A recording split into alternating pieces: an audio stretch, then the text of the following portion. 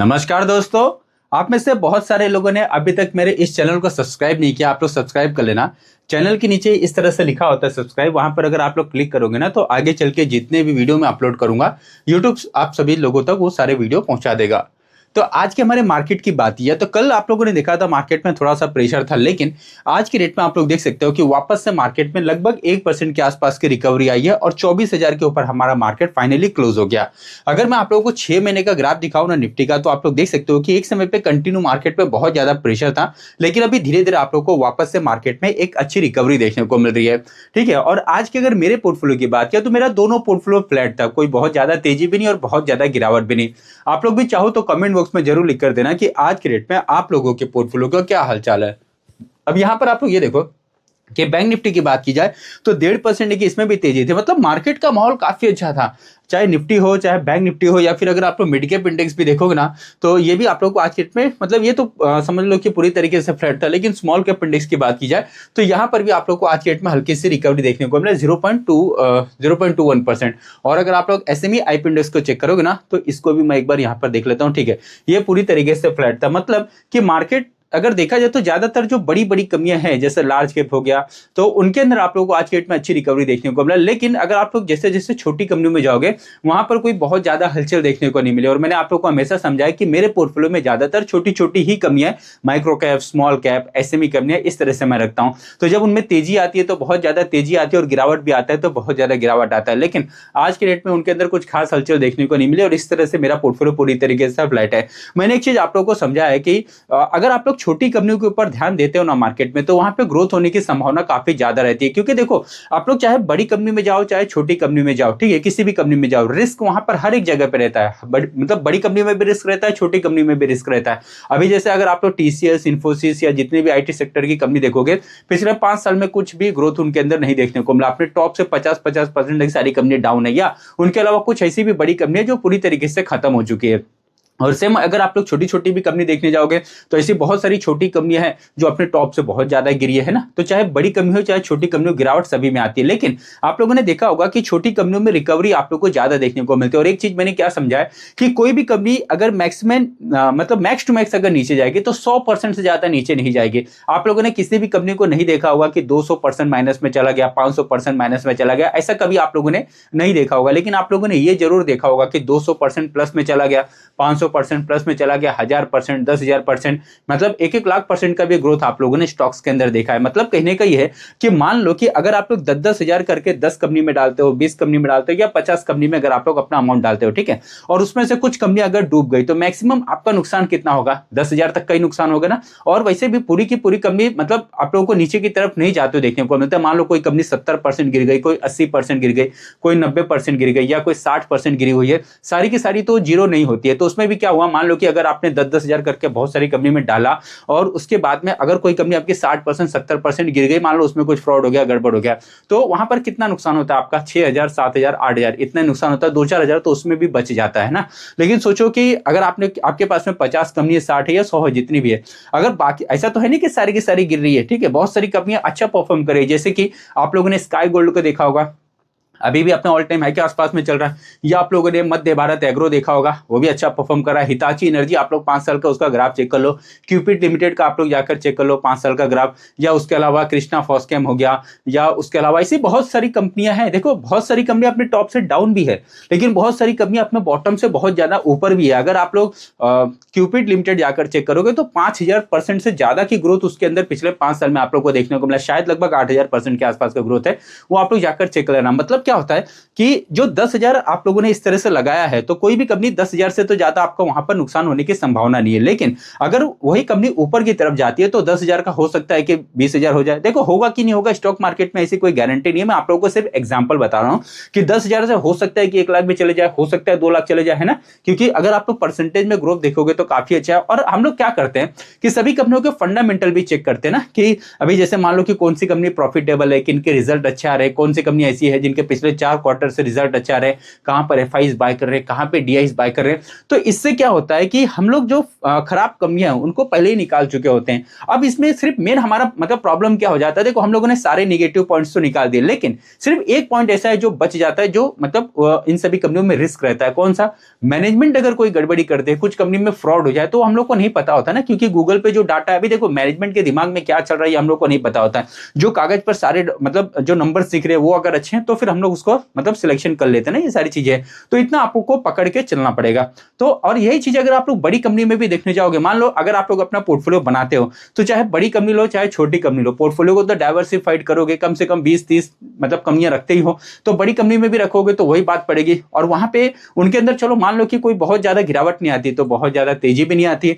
छोटी कंपनियों में आप लोग को मतलब तेजी भी बहुत ज्यादा देखने को मिलता है, और इस वजह से ज्यादातर मैं आप लोगों से छोटी छोटी कंपनियां डिस्कस करता हूं। तो ये मैंने आप लोगों को सिर्फ एक बेसिक एग्जांपल बताया। वैसे देखा जाए तो इस वीडियो में मैं आप लोगों से जितनी भी कंपनियां डिस्कस करता हूं, ठीक है, किसी भी कंपनी को बाय और सेल करने का कोई रिकमेंडेशन नहीं देता हूं, किसी भी प्रकार का इन्वेस्टमेंट एडवाइस नहीं देता हूं। ये वीडियो सिर्फ मैं आप लोगों को एजुकेशनल पर्पज से बनाकर दे रहा हूं। और स्टॉक मार्केट में बहुत ज्यादा रिस्क होता है, कोई भी डिसीजन लेने से पहले अपने फाइनेंशियल एडवाइजर से एक बार जाकर जरूर सलाह ले लेना। तो यहां पर अगर आप लोग आज के डेट में पूरे मार्केट का माहौल चेक करोगे तो मतलब सब कुछ ठीक ठाक था, लेकिन पोर्टफोलियो में कुछ खास रिकवरी आप लोग को नहीं देखने को मिला। निफ्टी 50 की बात किया तो प्लस में था, आप लोग देख सकते हो निफ्टी नेक्स्ट 50 फ्लैट था। या उसके अलावा अगर आप लोग निफ्टी 100, 200, 500 मिड के स्मॉल कैप देखोगे तो ये सारे के सारे भी आप लोग को हल्का सा प्लस में देखने को मिला। और वहीं पर अगर आप लोग सेक्टर वाइज भी डाटा चेक करोगे ना, तो जैसे कि आप लोग ये देखो, मैं आपको दिखाता हूं, यहाँ पर एफएमसीजी की बात किया तो फ्लैट चल रहा है, या फाइनेंस की बात किया तो 1.5% के यहाँ पे जंप है, या फिर ऑटो सेक्टर में गिरावट है, या फिर बाकी भी कहीं पर तेजी कहीं पे गिरावट, मतलब मार्केट का माहौल आप लोगों को ठीक ठाक देखने को मिला। आप लोग भी चाहो तो कमेंट बॉक्स में जरूर लिख कर देना कि आज के डेट में आप लोगों के पोर्टफोलियो का क्या हालचाल है। अब यहाँ पर अगर आप लोग 5 साल का इसका मैं एवरेज निकालता हूं, देखो मार्केट का जो प्रेशर कल की रेट पे आपको दिखा था, मार्केट में थोड़ा सा प्रेशर था, तो ये वापस से नीचे की तरफ आ चुका है, ठीक है। और ऐसा नहीं है कि मार्केट कोई बहुत ज्यादा ऊपर जा चुका है, देख सकते हो अपने एवरेज से नीचे ही आप लोग को ट्रेड करते हुए देखने को मिला। मतलब अभी भी बहुत सारी लार्ज कैप कंपनियां जो अपने टॉप से बहुत ज्यादा डाउन है। और अगर आप लोग मिड कैप को भी चेक करोगे तो यहाँ पर भी मैं दिखाता हूँ, ये देखो इसके अंदर भी आप लोगों को गिरावट देखने को मिलती है। शॉर्ट टर्म में थोड़ी सी रिकवरी आई थी, लेकिन अपना जो इसका हाईएस्ट पी रेशियो था उससे तो काफी आप लोगों को नीचे की लेवल पे देखने को मिलेगा। और अगर आप लोग स्मॉल कैप का भी चेक करोगे, और इसका भी अगर मैं आप लोगों को 5 साल का यहाँ पे दिखाऊं ना, तो ये देखो ये भी मतलब शॉर्ट टर्म में तो इसमें बहुत ज्यादा रिकवरी है, तो चलो ऑलरेडी बहुत ज्यादा रिकवर हो चुका है। लेकिन अगर मार्केट और अच्छा परफॉर्म करता है तो हो सकता है कि और ऊपर चले जाए, ऐसा कुछ बोल नहीं सकते कि यहीं पर जाके रुक जाएगा, ठीक है। तो ये सारी चीजें तो अभी फिलहाल नॉर्मल चल रही है। और अगर आप लोग मार्केट का मून इंडेक्स भी देखोगे ना, तो ये भी फिलहाल ठीक है, नॉर्मल इसी रेंज में चल रहा है, कोई बहुत ज्यादा ऊपर भी नहीं है, बहुत ज्यादा नीचे भी नहीं है। लेकिन जब जब ये नीचे आता है तो वहां पे थोड़ा सा आप लोग को सतर्क होना पड़ता है, और जब जब ये उस साइड में चला जाता है तो फिर वहां पर आप लोग को ज्यादा ध्यान देना पड़ता है। आप लोग देख सकते हो डाउ जोन्स भी फ्लैट था। और अगर आप नास्डैक का चार्ट चेक करोगे कल के रेट में, तो नास्डैक में लगभग 2.5% की बड़ी गिरावट थी। तो कल के रेट में अमेरिकन मार्केट में भी बहुत ज्यादा आप लोगों को प्रेशर देखने को मिला, और इस वजह से हमारा मार्केट भी ठीक था। मतलब सुबह के समय पे तो उतना खास नहीं था, लेकिन बाद में आप लोग को एक अच्छी रिकवरी देखने को मिला। आप लोग देख सकते हो कि अभी के समय पे अमेरिकन मार्केट का जो फ्यूचर है ये हल्का सा प्लस में चल रहा है। तो हो सकता है कि आज रात में अमेरिकन मार्केट की जब ओपनिंग होगी तो प्लस में हो सकता है कि वो ओपन हो जाए। आप देखते हैं कि ओपनिंग कैसे होती है, क्लोजिंग कैसे होती है, तो उस हिसाब से हमारा मार्केट परफॉर्म कर सकता है, ठीक है। इसके अलावा अगर आप लोग आज के डेट में पूरे वर्ल्ड का मार्केट अगर जाकर देखोगे तो ये मैं आपको दिखाता हूं कि जो ब्राजील का मार्केट है ना, ये लगभग 0.5% प्लस में चल रहा है। ये जर्मनी की अगर बात करें तो गिरावट चल रहा है। इंग्लैंड का मार्केट देख सकते हो फ्लैट चल रहा है। फ्रांस का मार्केट प्लस चल रहा है। या उसके अलावा बाकी भी यूरोप का मार्केट देखोगे तो थोड़ा सा आप लोगों को मिक्स परफॉर्म करते हुए देखने को मिलेगा। रशिया की अगर बात की जाए तो रशिया के मार्केट में गिरावट चल रहा है। टर्की का मार्केट देख सकते हो गिरा हुआ है। इसराइल का मार्केट आप लोगों को प्लस में देखने को मिलेगा। सऊदी की अगर बात किया तो हल्का सा प्लस में। या फिर जापान के मार्केट में गिरावट है। ऑस्ट्रेलिया न्यूजीलैंड देख सकते हो प्लस में। या फिर अगर आप लोग चाइना का मार्केट चेक करोगे तो ये प्लस में चल रहा है। ताइवान का मार्केट देख सकते हो 1.5% गिरा हुआ है। कोरिया की अगर बात की जाए तो 3.5% की तेजी। कल के रेट में हम लोगों ने देखा था कि कोरिया का मार्केट लगभग 10% गिर गया था, और कई ऐसे मतलब कोई फालतू रीजन नहीं था, ऑलरेडी बहुत ज्यादा तेजी आ गई थी। अभी समझो काफी समय से अगर आप लोगों ने 2020 से देखा होगा कि लगभग 2024 तक मार्केट हमारा अच्छा चला था। 2022 में लगभग 9-10 महीना नहीं चला था रशिया यूक्रेन वॉर के टाइम पे, ठीक है। लेकिन 2020 से कोरोना के बाद से मार्केट में अच्छी तेजी आई थी, और पूरे वर्ल्ड का मार्केट उतना खास नहीं चला था, हमारा मार्केट अच्छा चला था। और अभी के समय पे क्या हुआ कि हम लोगों के मार्केट में आप लोगों ने देखा जो LTCG STCG ये सब सारे जो टैक्स वैक्स लग गए ज्यादा, तो इस चक्कर में FIs भी बहुत ज्यादा बिकवाली कर रहे थे। और जो बाकी मार्केट थे फिर सारे के जा रहे जो FIs है वो सब कहाँ जा रहे थे, बाकी मार्केट में जा रहे थे। तो इसकी वजह से जैसे हमारा जो मार्केट ऑलरेडी बहुत ज्यादा ओवर वैल्यूड था, ठीक है, तो मतलब कुछ खास चला नहीं। लेकिन ऐसे में फिर क्या हुआ कि जैसे अभी आप लोगों ने देखा कि जापान का जो मार्केट है वो काफी सालों के बाद चलना शुरू हुआ, या कोरिया की अगर बात किया तो कोरिया के मार्केट में भी बहुत ज्यादा तेजी आ गई थी। तो अब उनका मार्केट ओवर वैल्यूड हो चुका है, ठीक है, और हमारा मार्केट तो वैसे भी नहीं चला है। तो मान लो कि अगर वर्ल्ड में फिर कोई गिरावट आ जाती, क्रैश आ जाता है, तो हमारा मार्केट मान लो 2 4 5 10% फिर से नीचे आएगा। लेकिन उनके मार्केट में हो सकता है कि बहुत ज्यादा प्रेशर देखने को मिले। तो अब मुझे ऐसा लगता है कि आगे चलकर हो सकता है कि वहां से पैसा निकल के हमारे मार्केट में आ जाए, क्योंकि ऑलरेडी हमारा मार्केट काफी समय से नहीं चला हुआ। बट प्रॉब्लम यह है कि जिस तरह से हमारा जो रुपया है ये बहुत ज्यादा कमजोर हो रहा है, या फिर जो हमारे ऊपर टैक्स लगा जाते हैं ये थोड़ा सा ज्यादा, अगर ये मतलब चलो रुपया तो ठीक है, टैक्स अगर थोड़ा सा कम हो जाता है ना, जिस तरह से आप लोगों ने बॉन्ड में देखा कि जो बॉन्ड का टैक्स है वो थोड़ा सा कम कर दिया गया, सेम उसी तरह से इक्विटी का भी अगर हो जाए तो हो सकता है कि मार्केट और अच्छा परफॉर्म कर दे। चलो वो तो बाद की बातें, होगा कि नहीं होगा तो वो तो सबको मालूम पड़ता ही है। अब यहाँ पे अगर आप लोग क्रूड का भाव चेक करोगे ना तो देख सकते हो कि जो ब्रेंट क्रूड है ये 75-76 के आसपास में ट्रेड करा, और आप लोग देख सकते हो आज भी 1.5% की गिरावट है। मतलब सोचो कि कहाँ एक समय पे 100 के ऊपर चल रहा था, ठीक है, और अभी कहाँ लगभग 75-76 के आसपास में आ गया। मतलब अब देखा जाए ना तो ऑलरेडी क्रूड में बहुत ज्यादा गिरावट आ चुकी है, ठीक है। तो ऐसे में chemical sector, pharma sector, tyre sector, या चलो स्टॉक मार्केट को छोड़ भी दिया जाए तो इकोनॉमी में अच्छी बूम आ सकती है। अभी आप लोगों को महंगाई ज्यादा देखने को मिल रहा है, आगे चलकर हो सकता है कि महंगाई थोड़ी सी आप लोग को कम होते हुए भी देखने को मिल जाए। तो चलो ठीक है, ये सारी चीजें। बट इससे एक चीज तो है कि अगर मान लो कि पेट्रोल और डीजल के भाव कम हो जाते हैं तो हो सकता है कि महंगाई कम हो जाए। अगर पेट्रोल डीजल का भाव उतना ही रहेगा तो फिर यहाँ पर कोई मतलब आप लोग को नहीं देखने को मिलेगा। मतलब सरकार को तो बेनिफिट मिल जाएगा और जो कंपनियां उनको आप लोग को अच्छा बेनिफिट देखने को मिलेगा। आप लोग देख सकते हो कि अभी 94.61 पे जो डॉलर का प्राइस है ये आप लोग को ट्रेड करते हुए देखने को मिला है। एफआईज और डीआईज का अगर आप लोग डाटा चेक करोगे ना तो यहाँ पर कल के रेट में हम लोग देखा था एफआईज की तरफ से कोई बहुत ज्यादा बिकवाली नहीं थी, यहाँ पर इन्होंने हल्का सा खरीदारी किया था लगभग 18 करोड़ के आसपास में। अब आज के रेट में देखने वाली बात ये रहेगी कि एफआईज यहाँ पर क्या करते हैं, खरीदारी करते हैं या फिर बिकवाली करते हैं। उसके बाद में अगर आप लोग आज के रेट में पूरे मार्केट का माहौल चेक करोगे तो सब कुछ ठीक है। मार्केट में जो आज के रेट में आप लोगों को रिकवरी देखने को मिला, इसका रीजन क्या था आप लोग ये देखो कि Sensex surge over 650 point, Nifty 50 near 24,000। Here are the things, ठीक है, मतलब कुछ ऐसे पॉइंट्स है जो मैं आप लोगों को दिखाता हूं। जैसे कि पहले पॉइंट्स की अगर बात की जाए तो बूस्ट फ्रॉम फॉरेन इन्वेस्टर। अब यहाँ पर क्या बोला जा रहा है कि लगभग 35,000 करोड़ का इन्वेस्टमेंट जो है वो बॉन्ड मार्केट में आप लोग को आते हुए देखने को मिला। उसका रीजन क्या है कि यहाँ पर क्या बोला था कि गवर्नमेंट ने क्या कर दिया कि जो टैक्स लगाए जाते थे वो टैक्स बॉन्ड मार्केट में कम हुआ, इसकी वजह से वहां पर एफआईज है। तो आप लोग सोचो कि अगर बॉन्ड में जो टैक्स को कम किया गया तो यहाँ पर जो एफआई मतलब एफपीआई जो है वो आ रहे हैं, तो जब इक्विटी मार्केट से भी अगर टैक्स मान लो कि थोड़ा कम हो जाता है तो हो सकता है कि एफआईज यहां भी आ जाए। और इससे मुझे लगता है कि फिर भी मतलब गवर्नमेंट को तो फायदा ही होने वाला। भले अगर मान लो कि अगर आप टैक्स कम करते हो तो जैसे समझो कि अभी 10 लोग मार्केट में ट्रेड करें, ठीक है, आगे चलकर हो सकता है कि 12 लोग आ जाएंगे, 13 लोग आ जाएंगे, 15 लोग आ जाएंगे, है ना, क्योंकि जितना टैक्स कम होगा और लोग मार्केट में आएंगे ना। क्योंकि अगर आप लोग ट्रेडिंग करते हो तो आप लोगों ने देखा होगा अगर आप लोग अपना चार्जेस जाकर चेक करोगे तो वहां पे एसटीटी चार्जेस दुनिया भर का लगता है, ब्रोकरेज हो गया। मतलब समझो कि अगर 100 रुपया मान लो आप लोग का सारा जो चार्जेस कट रहा है तो उसमें 80% तो सिर्फ एसटीटी और जो बाकी चार्जेस है वो चले जाते हैं। बाकी जो ब्रोकरेज है वो तो नॉर्मली 20 रुपए के आसपास में लगता है ना, ये सारी चीजें, ठीक है। तो यहां पर आप लोग देख सकते हो कि लगभग 35,000 करोड़ एफपीआई की बात किया तो उन्होंने इन्वेस्टमेंट किया। उसके अलावा क्रूड का जो प्राइस है ये नीचे की तरफ आ गया, ये मार्केट को अच्छा लगा। रुपए की बात किया तो रुपया थोड़ा सा मजबूत हो गया। या उसके अलावा एशियन मार्केट में आप लोग को अच्छी तेजी देखने को मिला। हैवी वेट की अगर बात किया तो बड़ी बड़ी जो कंपनियां उनके अंदर रिकवरी देखने को मिला। बाकी सेक्टर के हिसाब से भी कुछ सेक्टर आप लोग को अच्छा परफॉर्म करते हुए देखने को मिला। और ऐसे में कुछ कंपनियों की बात किया तो फाइन ऑर्गेनिक, अभी इस कंपनी के अंदर धीरे धीरे आप लोग को अच्छी रिकवरी देखने को मिले। मैंने बार बार आप लोग को अपडेट किया कि जो केमिकल सेक्टर है उसके अंदर अभी आप लोग को अच्छी रिकवरी देखने को मिल रही है और केमिकल सेक्टर की बहुत सारी कंपनियां अच्छा परफॉर्म कर रही है।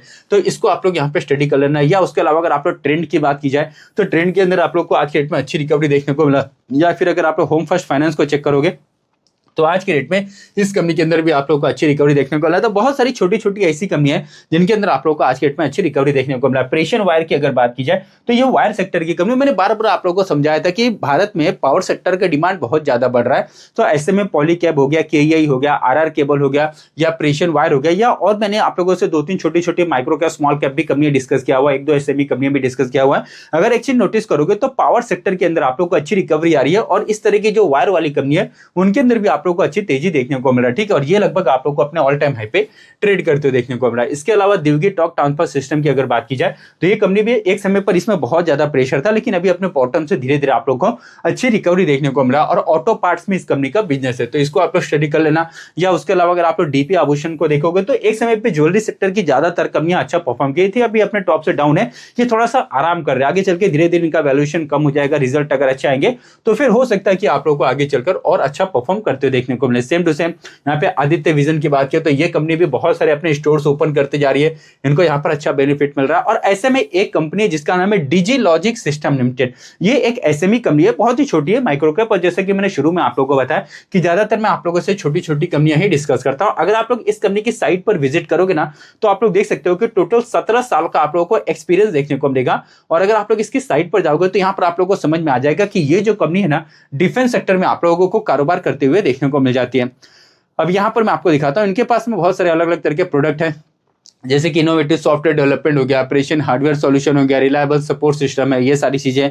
और यहाँ पर आप लोग देख सकते हो। और डिफेंस सेक्टर की अगर बात किया तो भारत अभी बहुत ज्यादा एक्सपोर्ट कर रहा है। अभी आप लोगों ने रिसेंटली एक न्यूज देखा होगा कि जो ब्रह्मोस मिसाइल है वो यूएई को भारत जो है वो एक्सपोर्ट करेगा, है ना। तो ऐसे में बहुत सारे छोटे छोटे भी, मतलब अभी समझो यूएई मान लो खरीद रहा है, ठीक है, और भी 2-4 देशों ने खरीद के रखा है। तो ऐसे धीरे धीरे बाकी देश भी क्या करेंगे, भारत के ऊपर अपना कॉन्फिडेंस मतलब ज्यादा करेंगे। तो इससे क्या होगा कि आगे चलकर हमारे डिफेंस सेक्टर और अच्छा परफॉर्म कर सकता है। और ऐसे में खासकर डिफेंस सेक्टर की जो छोटी छोटी कंपनियां इनके ऊपर आप लोगों को स्टडी करना है। आप लोग देख सकते हो कि यहाँ पे चेकआउट सिस्टम फॉर सैटेलाइट, यहाँ पे प्राइवेट्स हो गया, या रडार, यहाँ पे देख सकते हो टारगेट इको या स्टिमुलेटर हो गया, या उसके अलावा और भी आप कुछ देखोगे सॉरी फायर कंट्रोल सिस्टम है, या फिर यहाँ पे सर इन्वायरमेंट, यहाँ पर आप लोगों को सिमुलेटर देखने को मिलेगा। तो इस तरह के कुछ डिफेंस के प्रोडक्ट है।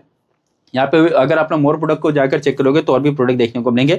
अगर आप इनके क्लाइंट चेक करोगे तो जैसे हिंदुस्तान एरोनॉटिक्स हो गया, डीआरडीओ हो गया, यहाँ पे चेस्ट डीआरडीओ है, या उसके अलावा आप लोग देख सकते हो एनएसटीएल डीआरडीओ, उसके अलावा आरसीआई डीआरडीओ। मतलब यहाँ पर बहुत सारे जो डीआरडीओ उनके आप लोगों को अलग अलग तरह के जो ब्रांच है वो देखने को मिलेंगे। भारत डायनेमिक्स हो गया, या इसरो की अगर बात किया देख सकते हो भारत इलेक्ट्रॉनिक हो गया, या भेल हो गया। इस तरह से आप लोगों को इनके पास में बहुत सारे बड़े बड़े ये सारे के सारे क्लाइंट देखने को मिल जाएंगे। उसके अलावा अगर आप कोलैबोरेशन की बात किया किसके किसके साथ में इसने क्लियर करके रखा है तो देख सकते हो जेआरएम हो गया, या उसके अलावा फ्लो करके, ये कुछ यहाँ पर ऐसी कमी है। या अगर आप लोग इंडस्ट्री की अगर बात की जाए इसमें भी अगर आप लोग चेक करोगे तो ठीक है, मतलब इनके पास में क्लाइंट भी काफी बढ़िया है। डिफेंस सेक्टर की छोटी कंपनी, और अभी इसको मार्केट में आकर बहुत ज्यादा समय नहीं हुआ। इसका ग्राफ आप लोग जाकर एक बार चेक कर लेना, ठीक है। और फंडामेंटल की बात किया तो फंडामेंटल भी ठीक है।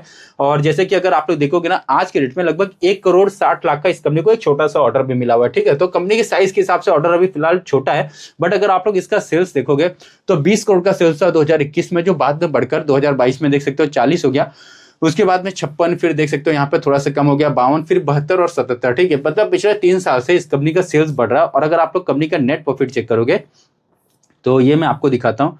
यहाँ पर देखो नेट प्रॉफिट की अगर बात किया तो 1 करोड़ था, बाद में 1 से 2 हो गया। देखो मैंने आप लोगों को एक चीज क्या समझाया कि छोटी कंपनियों में मतलब अमाउंट बहुत ज्यादा नहीं होता, लेकिन परसेंटेज में ग्रोथ काफी ज्यादा होता है। जैसे कि 1 करोड़ से 2 करोड़ का इसका प्रॉफिट हुआ तो अमाउंट में कोई बहुत ज्यादा नहीं हुआ, ठीक है, लेकिन परसेंटेज में देखोगे तो 1 से 2 हो गया ना, मतलब सीधा 100% का जंप हुआ ना। और मार्केट में क्या होता है कि कोई भी कंपनी अपने प्रॉफिट को फॉलो करती है, परसेंटेज को देखता है, अमाउंट नहीं देखता। मार्केट परसेंटेज देखता है कि किस रफ्तार से तुम्हारी कंपनी ग्रो कर रही है, ठीक है। तो यहाँ पे 2 हुआ, फिर उसके बाद में 2 से सीधा 8 हो गया, 8 से सीधा 10 हो गया। तो अगर आप लोग 4 साल में देखोगे तो 1 करोड़ से बढ़कर कितना इस कंपनी का प्रॉफिट हो गया, 10 करोड़ हो गया। मतलब सीधा कितना हुआ, 1000% की जंप आप लोग को देखने को मिला ना। तो यही चीज मैं आप लोगों को समझाने की कोशिश करता हूं कि छोटी कंपनियों में ग्रोथ काफी ज्यादा होता है। मान लो कि कोई ऐसी कंपनी जिसका प्रॉफिट 100 करोड़ का, ठीक है, अब अगले साल सीधा 100 करोड़ से 200 करोड़ तो नहीं हो जाएगा ना, उसमें मान लो 10% बढ़ेगा, या फिर 15% बढ़ेगा, या 20% बढ़ेगा, इसी रफ्तार से बढ़ता है। लेकिन छोटी कंपनियों में प्रॉफिट का परसेंटेज आप लोग को नॉर्मली ज्यादा देखने को मिलता है, इस वजह से छोटी कंपनियों में ग्रोथ भी काफी आता है। लेकिन कभी इसका उल्टा भी हो जाता है। मान लो कि अभी समझो कोई कंपनी 1 करोड़ का प्रॉफिट करी है, पता चला अगले साल उसको कुछ ऑर्डर ही नहीं मिला तो कंपनी लॉस में चली गई, तो फिर वो उसमें गिरावट भी हो जाती है, ठीक है। मतलब छोटी कंपनी में रिस्क ज्यादा होता है और ग्रोथ भी नॉर्मली आप लोग को ज्यादा देखने को मिलता है। बाकी अगर आप लोग इसका डिटेल्स चेक करोगे जैसे कि शेयर होल्डिंग पैटर्न की अगर बात की जाए तो यहाँ पर ये देखो प्रोमोटर्स के पास में 64% है, एफआई 2.5%, डीआई 17% और पब्लिक के पास में सिर्फ 15%। मतलब इतनी छोटी कंपनी के अंदर एफआई और डीआई भी आप लोग को देखने को मिले, तो इसको आप स्टडी कर लेना। उसके अलावा ये जो कंपनी अपनी देख सकते हो कि क्या बोला जा रहा है कि कैपेसिटी भी बहुत ज्यादा बढ़ा रही है, ठीक है। मैन्युफैक्चरिंग फैसिलिटी एक्सपांशन की बात की जाए तो अपनी जो मैन्युफैक्चरिंग फैसिलिटी है उसको इंप्रूव कर रही है। डाइवर्सिफिकेशन वाया न्यू सब्सिडरी, अलग अलग तरीके की सब्सिडी कंपनी ओपन कर रही है जिससे अपने बिजनेस को डाइवर्सिफाइड कर रही है। उसके अलावा strategic partnership and make in India alignment हो गया, आप लोग देख सकते हो ऑस्ट्रेलिया, फ्रांस, कोरिया, यहाँ पर भी आप लोग को इसका बिजनेस देखने को मिलेगा। तो एक छोटी कंपनी के हिसाब से इसकी शुरुआत काफी आप लोग को बढ़िया देखने को मिला। जैसे कि मैंने आप लोग को बताया कि अलग अलग बड़ी कंपनियों के साथ में इसने अपना पार्टनरशिप भी करके रखा है, तो इस कंपनी को आप लोग स्टडी कर लेना, ठीक है। उसके बाद में अगर आप लोग बाकी यहाँ पे सारी चीजें चेक करोगे तो सब कुछ आप लोगों को ठीक देखने को मिलेगा। जैसे कि यहाँ पे पेस डिजिटेक, ठीक है, ये कंपनी भी आज के डेट में अच्छा परफॉर्म करी, इसको भी आप लोग स्टडी कर लेना। या उसके अलावा एमवी फोटोवोल्टिक की बात की जाए तो रेगुलर मैं आप लोगों से इस कंपनी के बारे में भी डिस्कस करते रहता हूँ, इसको भी आप लोग स्टडी कर सकते हो। ये सारी कंपनी आज के डेट में अच्छा परफॉर्म की और इनके अलावा भी बहुत सारी ऐसी कंपनियां जिन्होंने आज के डेट में अच्छा खासा ग्रोथ दिखाया। कुछ कंपनियां आज के डेट में उनके अंदर आप लोगों को प्रेशर देखने को मिला, जैसे कि आईआरएफसी की अगर बात की जाए तो आज के डेट में यहाँ पे गिरावट था और उसका रीजन यह था कि यहाँ पर ओएफएस का अनाउंसमेंट हुआ, ठीक है। नॉर्मली ओएफएस आने के बाद में स्टॉक्स के अंदर थोड़ा सा प्रेशर आ जाता है, इस वजह से यहाँ पे गिरावट है। बाकी ऐसे कोई निगेटिव न्यूज आप लोग को नहीं देखने को मिला। उसके अलावा बर्जर पेंट के अंदर आज के डेट में थोड़ी सी गिरावट थी। या उसके अलावा एबीबी इंडिया की बात की तो यहाँ पे थोड़ा सा प्रेशर देखने को मिला। पॉलीकैब की बात की जाए तो ये अपने ऑल टाइम हाई पर आ चुका था, यहाँ से आप लोग को थोड़ा सा प्रॉफिट बुकिंग देखने को मिला। या हिताची एनर्जी की अगर बात की तो ये भी अपने ऑल टाइम हाई पर आ गया था, यहाँ से थोड़ा सा प्रॉफिट बुकिंग देखने को मिला। यशो इंडस्ट्रीज की बात की तो ये भी शॉर्ट टर्म में अच्छा मतलब चला था। मतलब बहुत सारी ऐसी कमियां हैं जो अपने बॉटम से शॉर्ट टर्म में बहुत ज्यादा रिकवरी आ गई थी इनके अंदर और इस वजह से इनके अंदर क्या हुआ आप लोग को थोड़ा सा प्रॉफिट बुकिंग देखने को मिला। नाइब लिमिटेड की बात की तो ये भी डिफेंस सेक्टर में ही ये कंपनी काम करती है और ये कंपनी भी अपनी कैपेसिटी बहुत ज्यादा बढ़ा रही है, इसके अंदर आप लोग को थोड़ा सा प्रॉफिट बुकिंग देखने को मिला। या उसके अलावा E20 नेटवर्क की बात की तो यहाँ पे गिरावट हो गया। या अगर आप लोग एरोफ्लेक्स को अगर देखो तो यहाँ पे थोड़ा सा प्रॉफिट बुकिंग देखने को मिला। अटलांटा इलेक्ट्रिकल के अंदर आप लोग को आज के डेट में थोड़ी सी गिरावट देखने को मिला। टीडी पावर सिस्टम हो गया, ये थोड़ा सा नीचे की तरफ आ गया। या उसके अलावा दी डेवलपमेंट की अगर बात किया तो यहाँ पर आप लोग को थोड़ा सा प्रेशर देखने को मिला। तो ओवरऑल देखा जाए ना तो मार्केट का माहौल आज के डेट में ठीक था। मेरा पोर्टफोलियो तो कुछ खास परफॉर्म नहीं किया। आप लोग भी चाहो तो कमेंट बॉक्स में जरूर लिख कर देना कि आज के डेट में आप लोगों के पोर्टफोलियो का क्या हालचाल था। और मैं आपको सिर्फ इतना ही बोलना चाहूंगा कि जो लिस्ट मैंने आप लोगों को बना कर दिया है Q4 में जिन कंपनियों के रिजल्ट अच्छे हैं या उसके अलावा कॉमन कंपनियों को जो लिस्ट मैंने आप लोगों को ऑलरेडी प्रोवाइड किया वहां पर आप लोगों को थोड़ा सा ध्यान देना है क्योंकि बहुत सारी छोटी छोटी कंपनियां वहां पर भी आप लोगों को देखने को मिल जाएगी। और जैसे जैसे मार्केट अच्छा परफॉर्म करेगा हो सकता है पोर्टफोलियो भी आप लोगों को अच्छा चलते हुए देखने को मिले। तो दोस्तों अगर अभी तक आप लोगों ने चैनल को सब्सक्राइब नहीं किया तो आप लोग सब्सक्राइब कर लेना। इस वीडियो में मैंने आप लोगों से किसी भी कंपनी को बाय और सेल करने का कोई रिकमेंडेशन नहीं दिया, किसी भी प्रकार का इन्वेस्टमेंट एडवाइस नहीं दिया। ये वीडियो सिर्फ मैंने आप लोगों को एजुकेशनल पर्पज से बना कर दिया। स्टॉक मार्केट में बहुत ज्यादा रिस्क होता है, कोई भी डिसीजन लेने से पहले अपने फाइनेंशियल एडवाइजर से एक बार जाकर जरूर सलाह ले लेना। तो इस वीडियो को मैं क्लोज करता हूँ, मैं आप लोगों को मिलूंगा अपने अगले वीडियो में, तब तक के लिए धन्यवाद।